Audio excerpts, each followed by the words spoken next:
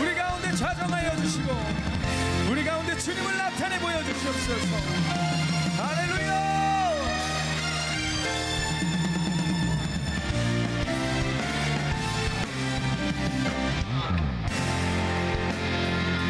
왕이신 하나님,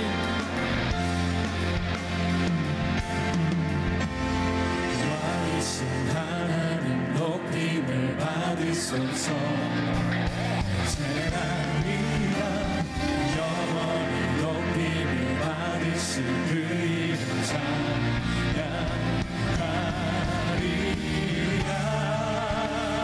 그리스도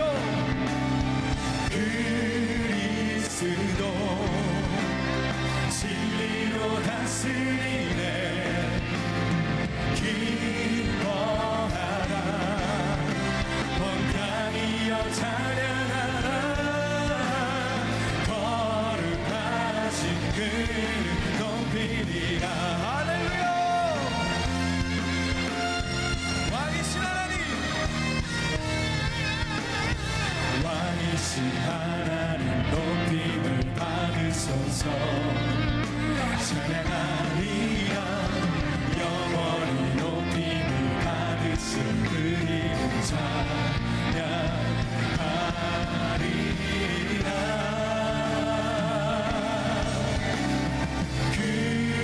그리스도 진리로 다스리네. 기뻐하라 온 땅이여 찬양하라. 거룩하신 그 이름 높이리라. 그리스도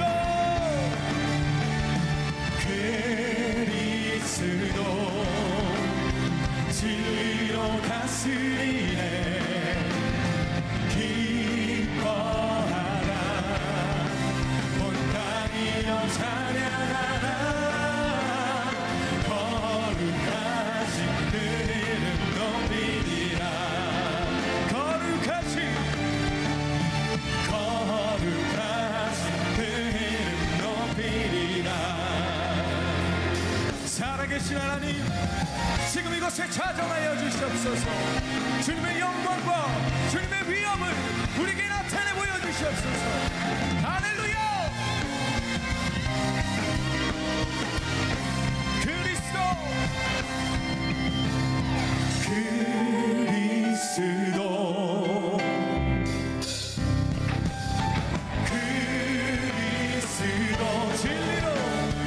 진리로 다스리네. 기뻐하라 온 땅이여 찬양하라. 거룩하신 그 이름 높이리라. 그리스도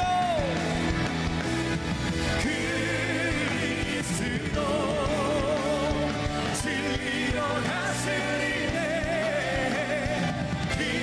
기뻐하라 온 땅이여 찬양하라. 거룩하신 그 이름 높이리라.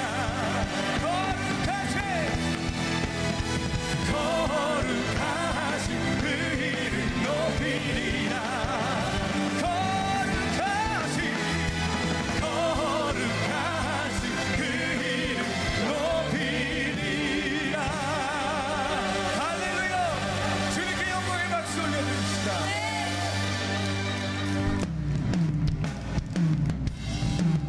우리 가능하신 분들은 일어나서 주님을 경배하며 나아갑시다.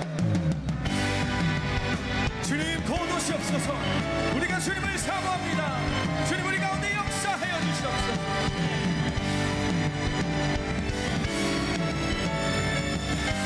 공중의 나팔 소리, 공중의 나팔이 울려나고 온 땅이 흔들릴 때 사람의 손으로 세워진 것 모두 다 무너지리.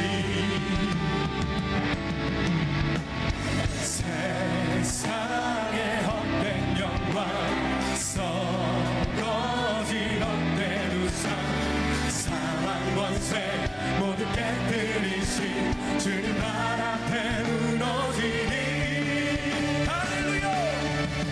모든 영광과 존귀와 능력 주님 당하신 어린 양께 모든 눈이 왕의 위로 보게 되니 모든 영광과 존귀와 능력 부활하신 주 예수님께 영광 중에 거룩하고 주오시니 주님 곧 오시네. 할렐루야. 주님 우리 가운데 곧 오시옵소서. 예.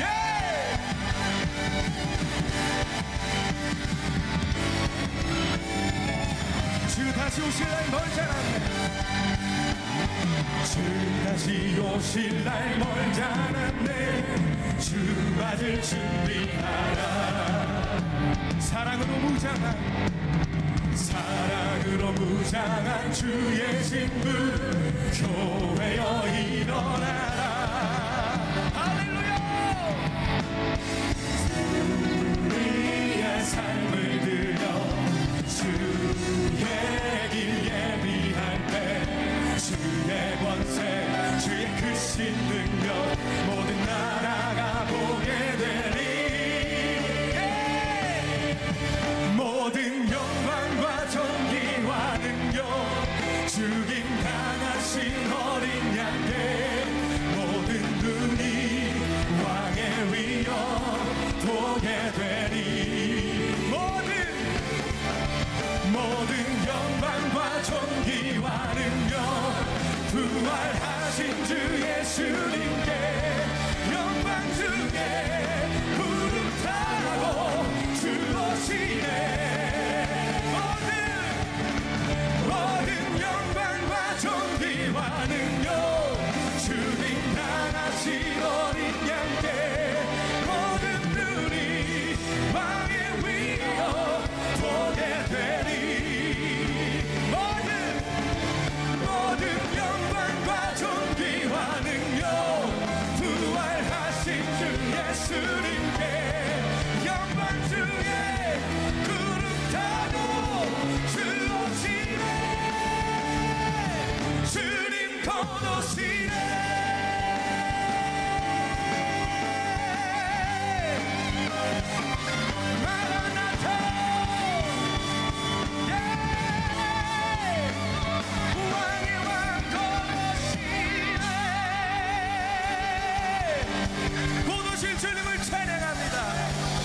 오시옵소서. 주님을 갈망합니다.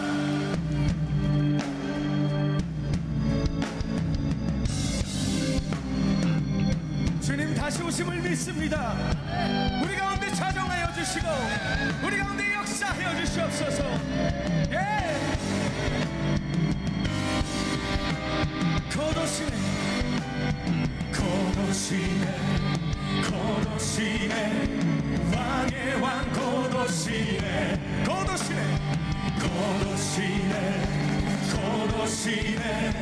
왕의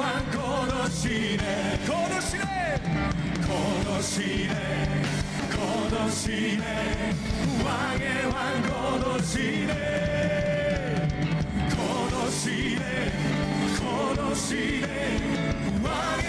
곧 오시네 왕의 왕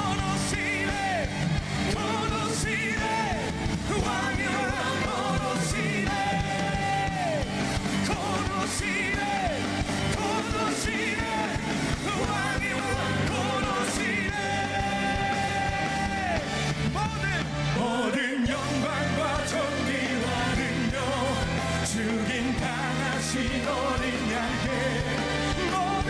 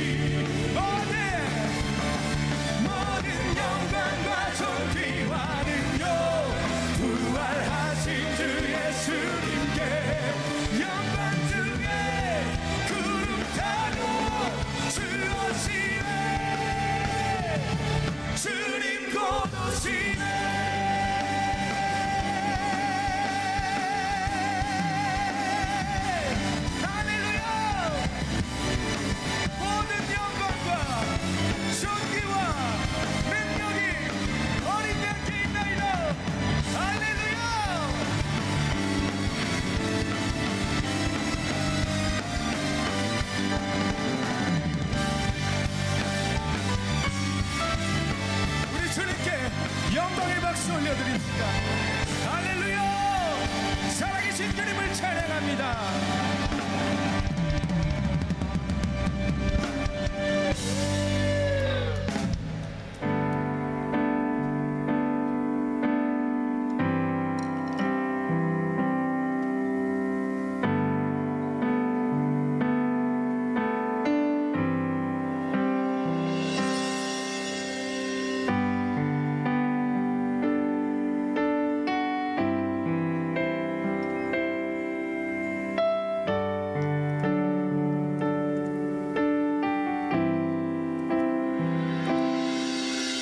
이 땅 위에 오신 하나님의 본체 십자가에 달리사 우리 죄 사하셨네.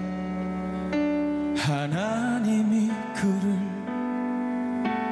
지극히 높여 모든 이름 위에 뛰어난 이름을 주사 이름 앞에 절하고 모든 입이 주를 시네. 영광 중에 오실 주를 보리라. 선포해 왕께 만세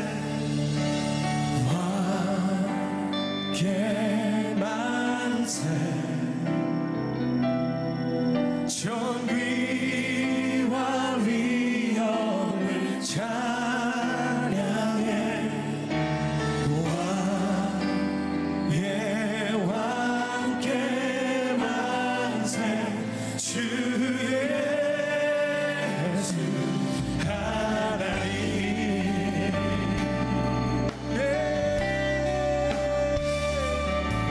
왕의 왕을 찬양해.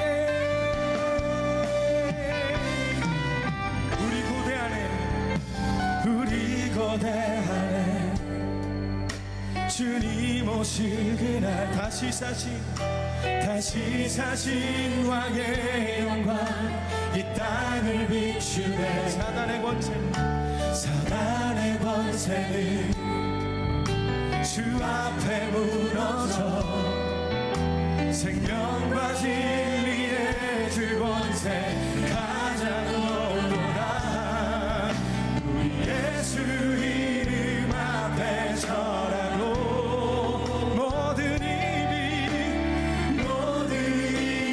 주를 시네. 영광 중에 오실 주를 보리라. 선포해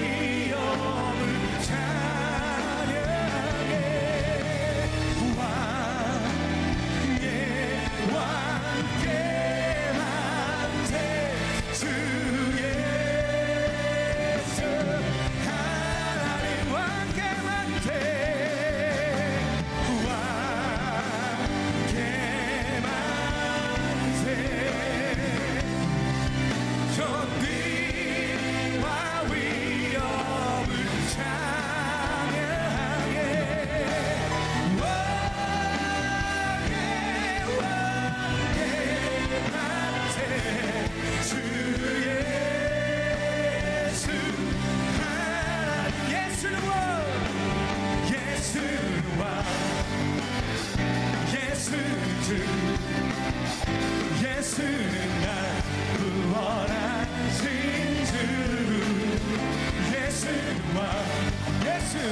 예수는 주 날 구원하신 주 왕께 만세 주께 만세 날 구원하신 주님께 만세 왕께 만세 주께 만세 날 구원하신 주님께 만세 강하고 능하신 왕 세상 모든 나라 다스리시네 소리 높여 찬양해 소리 높여 찬양해 그는 만유의 주 그는 나라의 왕 예수는 왕 예수는 주 예수는 날 구원하신 주 예수는 왕 예수는 주 예수는 날 구원하신 왕께 만세 주께 만세 날 구원하신 주님께 만세 왕께 만세 주께 만세 날 구원하신 주님께 우리 목소리로 예수는 왕 예수는 주 예수는 날 구원하신 주 예수는 왕 예수는 주 날 구원하신 왕께 만세 주께 만세 날 구원하신 주님께 만세 주께 만세 날 구원하신 주님께 다시 한번 왕께 만세 주께 만세 날 구원하신 주님께 만세 왕께 만세 주님께 할렐루야 날 구원하신 주 다시 한번 찬양합니다 왕께 만세 주께 만세 하신 주님께 만세 왕께 만세 주께 만세 날 구원하신 주님께 만세 주님께 영광의 박수를 할렐루야 왕이신 하나님을 찬양합니다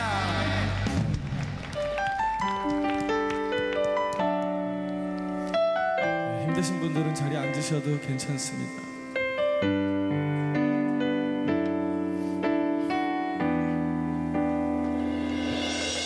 내는 주의 영광을 보내 우리 가운데 계신 주님 그 빛난 영광 온 하늘 덮고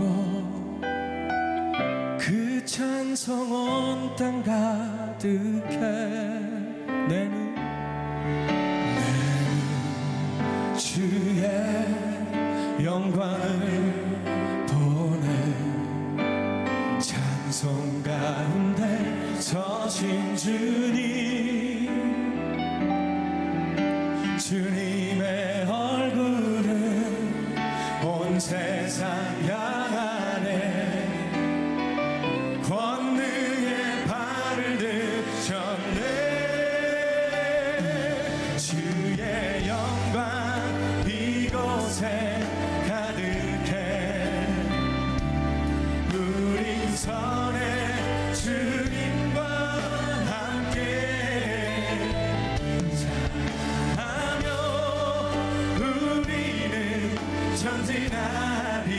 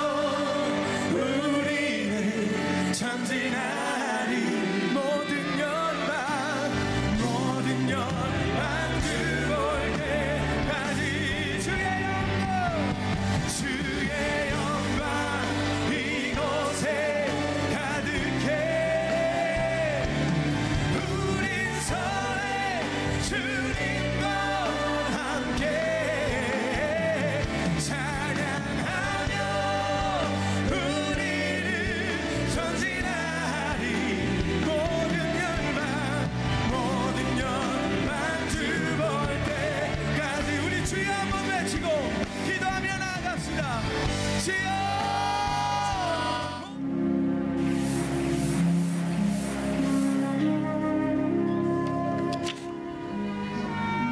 오늘의 말씀은 느헤미야 4장 16절에서 18절 말씀입니다. 그때로부터 내수와 사람들의 절반은 일하고 절반은 갑옷을 입고 창과 방패와 활을 가졌고 민장은 유다 온 족속에 뒤에 있었으며 성을 건축하는 자와 짐을 나르는 자는 다 각각 한 손으로 일을 하며 한 손에는 병기를 잡았는데 건축하는 자는 각각 허리에 칼을 차고 건축하며 나팔 부는 자는 내 곁에 섰었느니라. 아멘. 중국의 역사책 사기에 나오는 이야기입니다.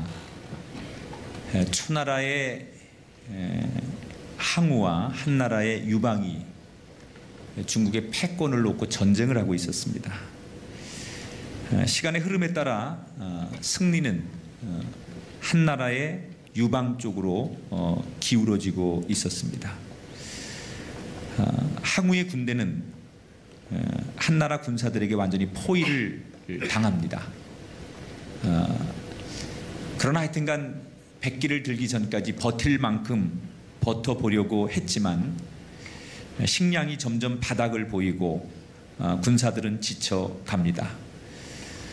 그러던 어느 날 밤 항우를 포위하던 한나라 진영에서 적군들이 초나라 사람들이 잘 알고 있는 향수에 젖은 노래를 부르기 시작합니다.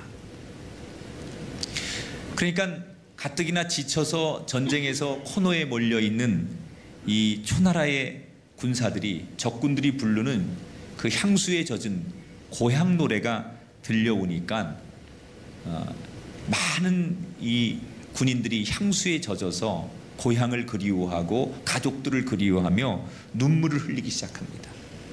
그리고 더 이상은 못 버티겠다, 나는 항복하겠다, 또는 여기서 전쟁에 있어서 내가 죽을 수 없다 그러면서 탈영하는 군사들이 늘어나기 시작했어요. 가뜩이나 지금 코너에 몰려서 패배 직전에 있었던 항우는 군사가 점점점 줄어들고 탈영하고 그리고 더 이상은 이제 자신이 버틸 수 없음을 알게 됩니다. 그리고 자신이 다 부족해서 또 제대로 이끌지 못해서 우리 나라가 망하는구나 라고 생각한 항우는 자기도 낙심을 하며 모든 것을 포기한 채 그냥 호련단신 한나라 진영에 뛰어들게 되지요. 그리고 결국 한나라 군사들에 의해서 이 항우가 아주 처참하게 죽음을 맞이하게 됩니다. 이 역사적인 이야기를 통해서 나온 유명한 고사성어가 있지요. 동서남북에서 한나라 군사들의 포위 속에 지금 초나라 노래가 들려오는 것처럼 사방의 적들에 의해서 둘러싸여 있고 누구의 도움도 받을 수 없는 이런 상태를 뭐라고 할까요? 네 글자입니다. 사자로 시작하고 가자로 끝납니다. 사면초가라는 말이 여기서 나온 거죠. 여러분, 이게 어찌 항우의 이야기이겠습니까? 우리 개인도 가정도 또 우리가 사는 사회도 공동체도 때때로 아무리 둘러봐도 해결책이 보이지 않고 돌파구가 열리지 않는 사면초가를 누구나 만날 수 있습니다. 그때 대개 사람들은 그 사면초가의 상황이 생기면 아무도 도와줄 이가 없고 탈출구가 없다고 생각하니 대개는 많은 사람들이 제일 많이 선택하는 게 낙심하고 포기하고 누군가에게 원망을 하는 거예요. 오늘 우리가 읽은 느헤미야 4장에 보면 느헤미야를 비롯한 이스라엘 백성들이 지금 마치 사방이 다 포위를 당해서 사면초가의 상황, 위기를 맞이하는데 똑같은 위기 앞에서 이들은 포기 대신 아주 놀라운 선택을 함으로 그 위기를 벗어나는 이야기가 소개되고 있어요. 느헤미야가 원래는 페르시아 왕의 술관원으로 있던 사람이죠. 그런데 자기의 조국 고향이 폐허가 됐다는 이야기를 듣고 성전 재건의 사명을 가지고 유다로 돌아오게 됩니다. 예루살렘으로. 그리고 이제 많은 우여곡절 끝에 드디어 준비된 만큼 무너진 성벽을 예루살렘에서 느헤미야가 재건하기 시작합니다. 흩어져 있는 예루살렘에 있는 유다 사람들을 모아가지고 각각 일을 배분해요.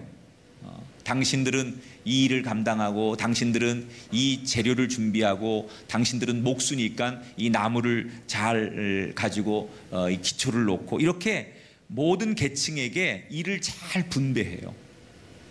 물론 그런 일을 하는데 비현실적이고 불가능하다고 반대하고 느헤미야의 지도력을 흔드는 사람들도 있었지만, 그럴 때마다 느헤미야는 오히려 한 명 한 명을 붙들고 밤이 새도록 설득하고 할 수 있습니다. 하나님이 우리와 함께 하십니다. 또 힘들어도 우리는 이 사명을 감당해야 합니다. 그래서 사람들을 결국 잘 설득해서 성전을 재건하기 시작해요. 그런데 내부적인 동포들은 잘 묶었는데 문제는 바깥에 있는 사람들이 느헤미야를 견제하고 시기하는 사람들 가운데 느헤미야가 이 성벽을 재건하는 것을 굉장히 반대를 해요.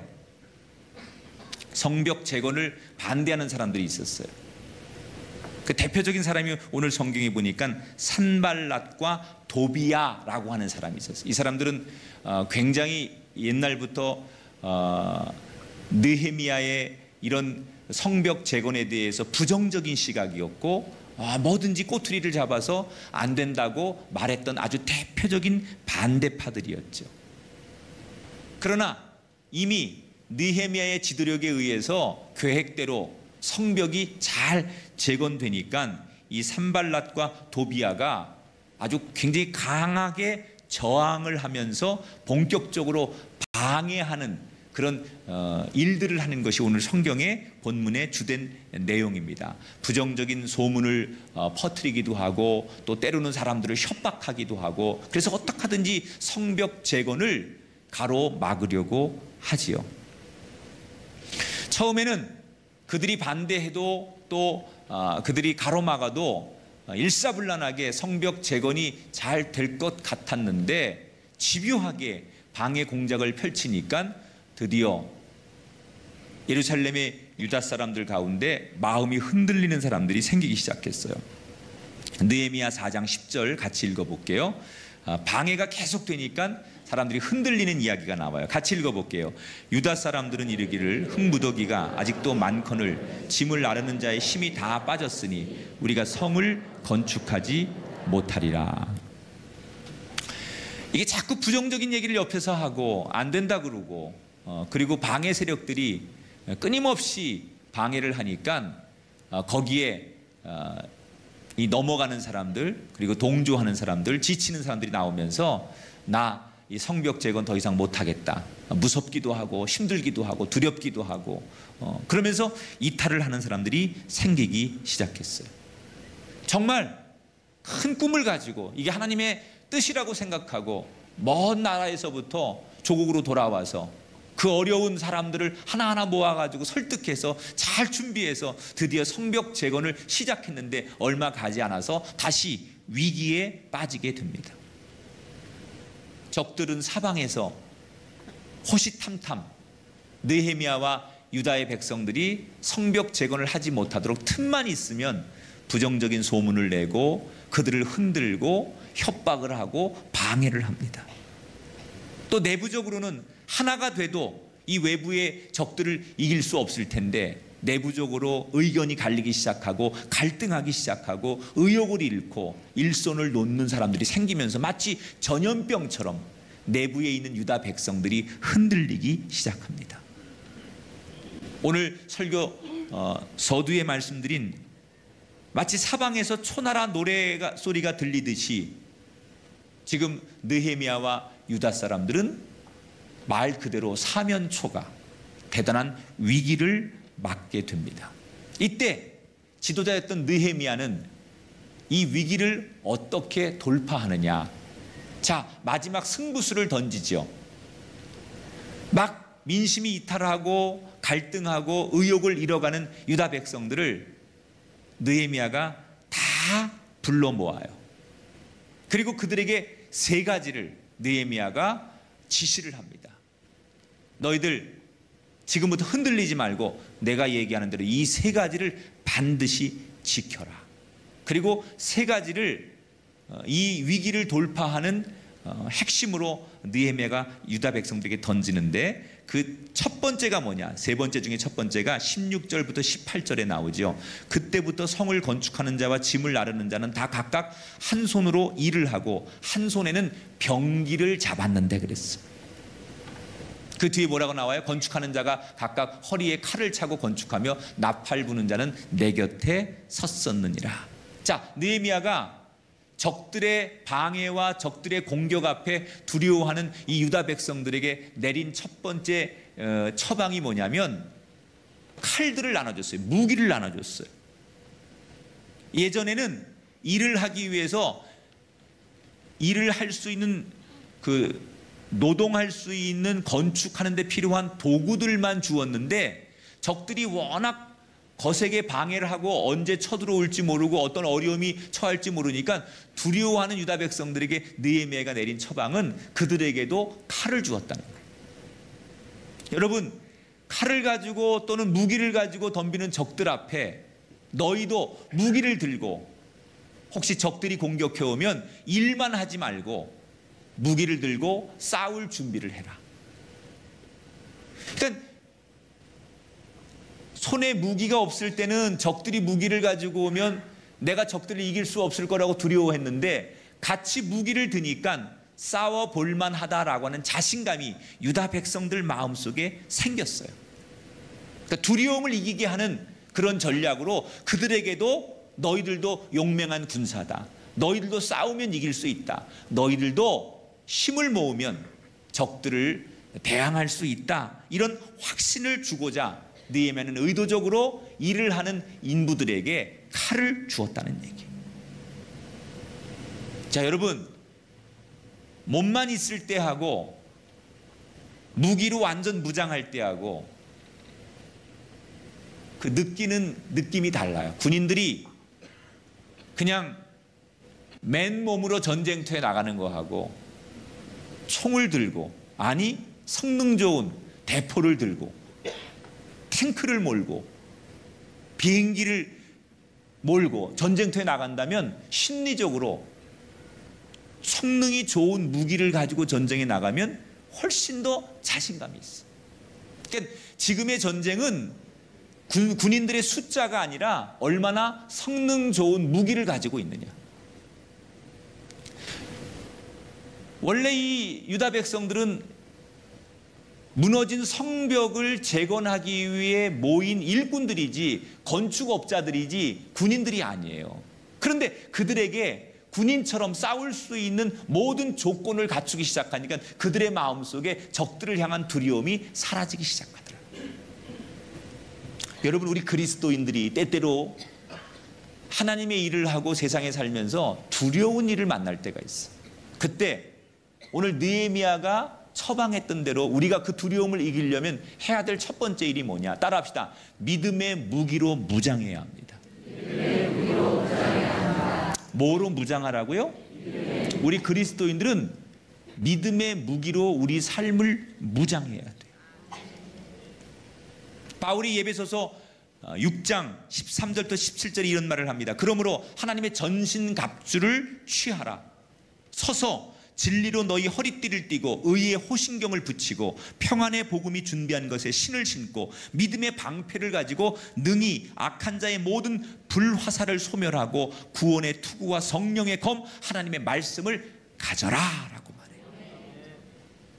여러분, 우리가 맨손일 때는 이길 수 없습니다. 사탄의 방해를, 세상의 흑암의 권세를, 세상 사람들의 조롱을 우리가 감당할 수 없습니다. 그러나 우리 그리스도인들이 믿음의 무기를 가지면 어떤 흑암의 권세 앞에서도, 사탄의 조롱 앞에서도, 세상의 비난 앞에서도 이길 수가 있어요.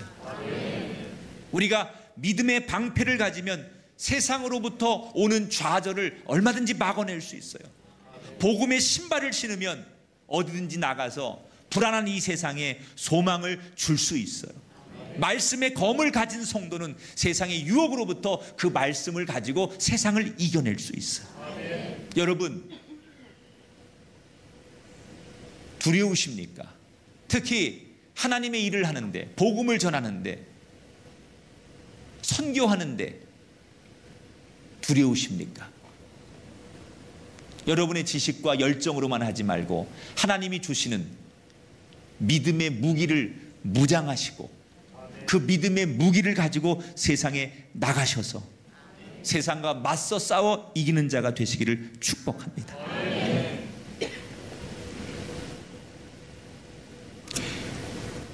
우리 사역자들도 마찬가지인 것 같아요. 기도가 충분히 있고 강단에서 말씀을 전할 때 말씀이 충분히 준비되고 그리고 오래 깊이 생각하고 그 사역을 펼칠 때는 두려움이 없어요. 그런데 이게 준비가 되지 않고 사역을 펼치게 되면 왠지 모르게 하나님의 일을 하면서도 여전히 두려워요. 오늘 제가 그 DMT 구기생들을 향해서 엄지척이라고 했는데 왜 엄지척이냐? 여러분 정말 전도하는 게 얼마나 힘듭니까? 특히 길거리에 나가서 전도지를 하나 누군가에게 전달하는 게 얼마나 힘든 일인 줄 알아요. 정말 믿음 없는 사람은 이 전도지를 들고 나가서 내가 뭐 하는 거지? 사람들로부터 거절을 당하고 심지어 전도지를 주었을 때 거절하는 정도가 아니라 내가 보는 앞에서 그걸 그냥 아주 구겨가지고 쓰레기통에 넣고 발로 막 밟는 사람도 있고 막 조롱하는 사람도 있고 그럴 때 그런 거절 앞에 사람들의 그런 이상한 반응 앞에 우리가 복음을 전하다가 두려워요. 세상 사람들이 무서워요. 거절당하는 거에 대한 두려움이 있어요. 여러분은 어떻게 그런 걸 이길 수 있어요? 무장해야 돼요. 믿음으로 무장하고 기도로 무장하고 말씀으로 무장하고 여러분의 영혼이 지금보다 더 강하여질 때 조롱 앞에서 사람들의 거절 앞에서 여러분은 조금도 두려워하지 않고 당당하게 여전히 복음을 외치는 승리자가 될 줄 믿습니다. 자, 첫 번째는 두려움을 이기게 하기 위해서 그들에게도 군인처럼 무기를 지급해서 그 무기를 차는 동안 두려워하지 않게 만들었던 느헤미야의 심리전. 두 번째, 느헤미야가 내린 처방은 뭐냐? 19절 20절에 보니까 두 번째 이런 지시를 내립니다. 이 공사는 크고 넓음으로 너희는 어디서든지 나팔 소리를 듣거든 그러므로 모여서 우리에게로 나오라. 우리 하나님이 우리를 위하여 싸우시리라. 자, 지금 성벽을 재건하는데 유다 백성들이 넓게 퍼져 있는 거예요. 여기서만 모여 있는 게 아니라 안 보이는 데서 일하는 사람도 있고 아주 넓게 퍼져 있으니까 적들이 어디서 어떻게 공격을 해올지 몰라요. 그러니까 느헤미야가 무슨 명령을 내리느냐? 어디 가서 넓게 이렇게 있어서 몇 명씩 적들로부터 기습 공격을 당할 수 있으니까 망대에 올라가서 망을 보던 우리 편이 적들이 공격해 오면 나팔을 불 것이다. 어느 쪽이든지 먼저 공격을 당하면 나팔을 불어라. 그러면 우리 아군이 공격을 당하는 신호라고 생각하고 일손을 놓고 허리에 차고 있던 칼을 들고 무기를 들고 그 나팔 소리가 나는 곳으로 몽땅 달려가서 함께 싸워라. 그런 얘기예요. 그 다음에 세 번째 지시를 내립니다. 22절에 보니까 사람마다 그 종자와 함께 예루살렘 안에서 잘지니 밤에는 우리를 위하여 파수하겠고 낮에는 일하리라. 이게 무슨 얘기냐? 집으로 돌아가지 말고 예루살렘 요 성 안에서 잠을 자라는 거예요. 일하고 집으로 가고 그러지 말고 다 모여서 함께 공동체 생활을 해라. 그런 얘기예요. 자, 엄밀히 말하면 두 번째와 세 번째 지시가 다릅니다. 그런데 공통점이 있어요. 두 번째, 세 번째 공통점이 뭐예요? 따라합시다. 뭉쳐야 삽니다. 흩어지지 말고 나팔 소리를 불면 그 나팔 소리가 나는 곳으로 달려가서 도와주라는 얘기예요. 뭉치라는 얘기예요. 그리고 일손이 끝나고 나서 저녁이 되면 집으로 돌아가고 흩어지지 말고 잠을 잘 때도 같이 모여서 자고 같이 움직이라는 거예요. 왜 그랬을까요? 약한 사람이 강한 사람을 이기려면 뭉쳐야 돼요. 강한 자를 이기는 방법은 내가 강한 자보다 더 강해지든지 아니면 약자들이 강자를 이기는 방법은 뭉치는 거예요. 지금 느헤미야는 아주 굉장히 중요한 전략을 이야기하는 거예요. 우리가 약자기 때문에 우리가 이 방해하는 적들 앞에 이길 수 있는 힘이 부족하기 때문에 훈련된 군사들이 아니기 때문에 뭉쳐야 된다는 거예요. 여러분, 세상이 얼마나 교묘한지 몰라요. 아니, 세상이 얼마나 우리보다 더 빨리 진화하고 우리보다 훨씬 더 강한지 몰라요. 아무리 우리가 복음으로 무장하고 기도로 무장하고 뭐 영적으로 무장해도 그 세상의 타락의 속도, 세상의 유혹의 속도 앞에 교회와 말씀과 신앙이 쫓아가지를 못해요. 그렇게 여러분 잘 훈련받고 은혜 받은 사람이 타락하는 건 하루아침이에요. 그러니까 얼마나 이 하나님을 믿는 사람들을 향한 세상의 영적인 공격이 강한지 몰라요. 그때 여러분, 우리가 그 세상의 많은 공격으로부터 싸워서 이기려면 우리 공동체가, 개개인은 힘들지만 하나가 둘이 되고 둘이 넷이 되고 뭉치고 하나가 되어서 힘을 합치면 우리도 나 하나는 부족하지만, 나 하나는 넘어지지만 누군가가 와서 도와주고 일으켜 세우고 함께 기도하고 함께 격려하면 분명히 나는 부족하지만 우리가 되면 우리도 승리자가 될 줄 믿습니다. 사실 이 뭉치라고 하는 이 느헤미야의 메시지 속에는 그냥 숫자만 늘려라 그런 얘기는 아니에요. 성경을 읽어보면 서로가 배려하고 아끼고 그리고 마음을 나눠라 그런 얘기예요. 여러분, 공동체가 무너질 때 이게 사실은 어느 단체든지 간에 외부의 공격도 중요하지만 내부의 그 의견이 갈라지고 내부의 사람들의 생각이 갈라지면 무너지게 돼 있어요. 그러니까 우리끼리 싸우는 거죠. 자중질환이 일어나는 거예요. 그래서 고도의 그 싸움 가운데 하나가 흉흉한 소문을 퍼뜨려서 자기들끼리 지지멸멸하게 만드는 거예요. 자기들끼리 싸우게 만들고 자기들끼리 갈등하게 만드는 거예요. 아주 이건 고도의 전략이죠. 외부의 적들이 들어와 싸우는 게 아니라 내부에서 자기들끼리 갈등을 부추겨서 자기들 안에서의 싸움을 하도록 만드는 전략. 이게 굉장히 사실 전법 중에는 고도의 전법이에요. 우리도 마찬가지예요. 여러분, 우리 교회 공동체 또는 우리 가정의 공동체 또는 여러분들이 사역하는 그 그룹의 공동체 속에 잘하다가도 어떤 사람이 불평을 하거나 또 안 좋은 소문을 퍼뜨리거나 그럴 때 그 마음들이 갈라지고 서로를 원망하고 책임을 전가할 때 그때 그 가정, 그 공동체, 그 교회는 싸움에서 지는 거예요. 지금 산발락과 도비아를 비롯한 적들이 유다 사람들을 향해서 너희들 속고 있는 거야. 느헤미야에게. 느헤미야가 자기 출세하려고 자기가 이 나라의 왕이 되려고 지금 너희들을 이용하는 거야. 결국 너희들 나중에 성을 다 짓고 팽당할 거야. 뭐 이러면서 있는 말 없는 말을 막 꾸며내면서 느헤미야의 지도력을 흔들고 백성들의 마음을 흔들기 시작합니다. 그때 그 말만 듣고 진짜 그런 건가? 느헤미야가 우리를 이용하고 우리를 이렇게 쓰다가 버리는 건 아닐까? 결국 우리는 이용당하다 마는 거 아닐까? 뭐 이런 마음에 흔들리는 사람들이 있다는 거죠. 사람은요, 귀가 얇아요. 그래서 긍정적인 메시지보다는 부정적인 메시지가 더 강하게 와요.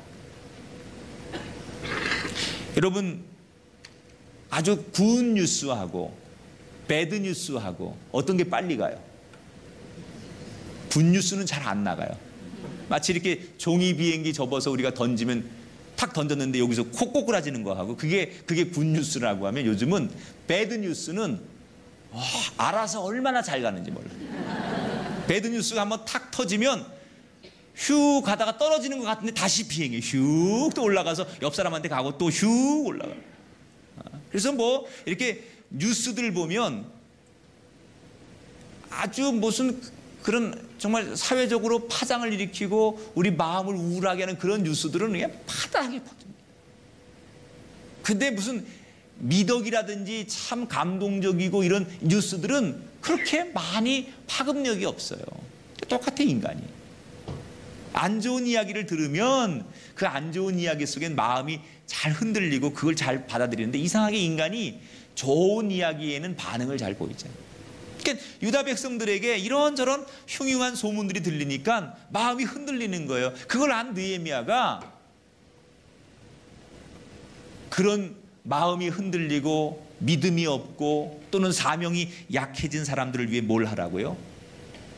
가서 함께 그들을 격려하고 어떻게 하든지 그들의 마음을 돌이켜 세우는데 많은 사람들이 노력하라는 얘기예요. 여러분, 저는 우리가 오늘 DMT 클러스트라고 하는 그 얘기를 썼는데 이게 이 교재를 만들 때 전도를 옛날에는 이렇게 혼자를 한 사람을 전도했지만 지금은 한 영혼을 놓고 적어도 서너 명이 공동 전선을 해야만 한 영혼을 전도해요. 그러니까 옛날에는 1대1 전도가 참 좋았는데 지금은 그게 어려워요. 그래서 한 사람을 놓고 여러 사람이 협력해야만 전도되는 것. 그러니까 그것을 우리가 받아들여서 훈련해보자라는 게 원래 이 교재를 만들 때 제 취지였거든. 하나님은 우리에게 지금 원하시는 건 우리 혼자서 사역하고 혼자서 하나님의 일을 감당하는 게 아니라 함께 더불어서 너와 내가 손을 잡고 연약한 자를 배려하고 일으켜 세워서 같이 일하기를 원하시는 줄 믿습니다. 그래서 여러분, 정말 건강한 신앙인은 자기 혼자 골방에서 기도하고 혼자 말씀을 묵상하고 혼자 은혜를 사모하고 하나님과 교통하는 그런 사람이 아니라 이 공동체 속에서 함께 신앙생활하는 사람. 우리 교회가 그런 공동체가 되고 음지에 혼자서 있는 교인들이 이 공동체 안으로 들어와서 더 건강해지게 되기를 주 이름으로 축원합니다. 여러분, 어느 건물에 화재가 나거나 또는 건물이 붕괴됐을 때 위기 상황 앞에서 두 가지 케이스가 있어요. 막 사람들이 살겠다고 막 입구를 향해 그냥 무더기로 막 뛰어들어서 서로 먼저 탈출하겠다고 위기 앞에서 질서 없이 사람들이 막 그 출입문을 향해 가게 되면 더 많은 사상자가 납니다. 뭐 압사해서 또는 뭐 밀치고 쓰러지고 뭐 이러면서 결국은 빠져나오는 사람의 숫자보다는 그 안에서 자기들끼리 엉켜서 더 많은 사상자가 나와요. 항상 결과적으로. 그런데 불이 나거나 건물이 붕괴되는 위기 상황에서 침착하게 누군가가 줄을 서거나 또는 질서 있게 뭐 이 장애우들부터 또 노인들부터 여자들부터 아이들부터 이렇게 차례차례 하면 시간은 좀 더 걸리는 것 같지만 결국은 더 많은 사람이 생명을 안전하게 구하더랍니다.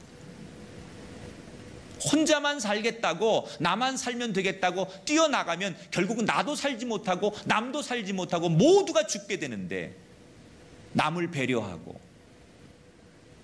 질서를 지키고 내가 양보하고 그런 원칙을 지키면 더 많은 사람이 살더라는 거예요. 여러분, 이기적인 이 현대인들이 이 공동체 생활하는 게 참 힘들긴 하지만 느헤미야가 준 지혜를 우리가 배울 필요 있어요. 우리 교회와 우리 성도들이 하나가 되시길 축복합니다. 더 많이 혼자서 기도하는 것도 중요하지만 둘이 모여 기도하고 지역이 모여 기도하고 혼자 전도하는 것도 중요하지만 함께 모여 전도하고 함께 선교를 감당하고 함께 사명을 감당할 때 분명히 더 놀라운 하나님의 역사가 일어날 줄 믿습니다. 배려하고 아끼고 상대를 이해해 줄 때, 뭉칠 때 더 강한 자가 돼요. 여러분, 오늘 우리가 바로 그런 삶이 되어야 될 줄 믿습니다. 그리스도인이 한 형제 자매 된 우리가, 영적으로 같은 목표가 있는 우리가 더 하나가 되고 더 이 복음 앞에, 사명 앞에 뭉쳐질 때 우리 모두 다 승리자가 될 줄 믿습니다. 낙오자가 생기지 않도록, 낙심한 자가 있거든 함께 그의 어깨를 같이 둘러매고 그의 손을 잡고 일으켜 세워서 우리 모두가 승리자가 되는 느헤미야의 지혜가 이 땅의 그리스도인들에게 오늘 특별히 복음의 사명을 가지고 걸어나가는 DMT 수료생들에게 함께하기를 주님의 이름으로 축원합니다.